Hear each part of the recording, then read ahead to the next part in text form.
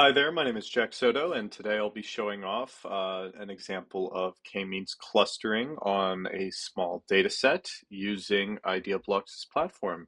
So when we first import our data source, we have our data engineer chat out, and we need to describe the kind of flow that we want to do.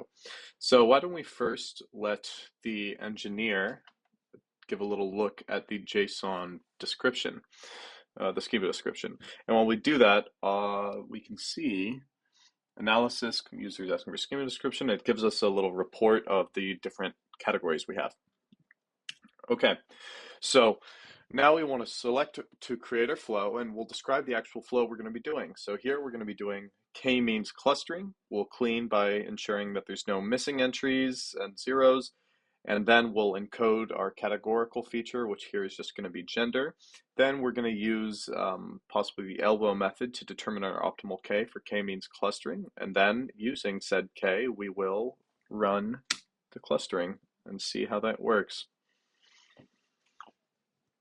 So we describe the flow we want, and now that we've said we wanted to create a flow, we can see that our AI analyst is providing steps already for how we're going to be doing this. So why don't we apply this plan and go from there. Okay, so we've seen that all of our cells or steps have been added now by our AI analyst. We have natural language to describe what each step is going to do. And so what's really cool is now that our AI analyst has gotten a look at the data, we can generate our code to apply each step in the background using just natural language. So we'll allow the AI analyst to create the code for the step in the background of removing missing entries. Now that we've generated the step, we apply it. So let's see if we have any missing. Okay, so we see that it went through, but it looks like we didn't have anything missing because we still have 200 entries in this data set. So let's see how it works when we one-hot encode.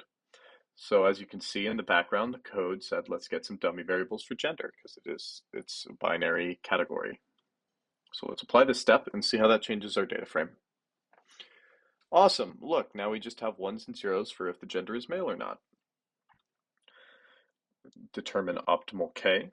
So as you can see, we're doing the relevant features of annual income, age, and spending score. So we can try and run this and see what we get for our optimal K. So once it's run, we can open our output here and we can see the elbow method of determining an optimal K. And we see that we have saved optimal clusters, or K, is equal to 5 here.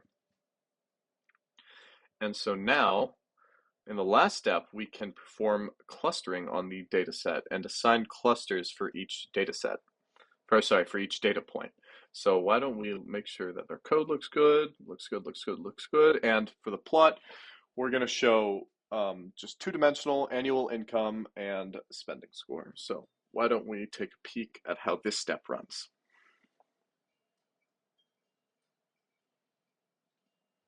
Look at that. So now each entry has a cluster assigned to it, and at the same time, we now have an output for what our clustering looks like.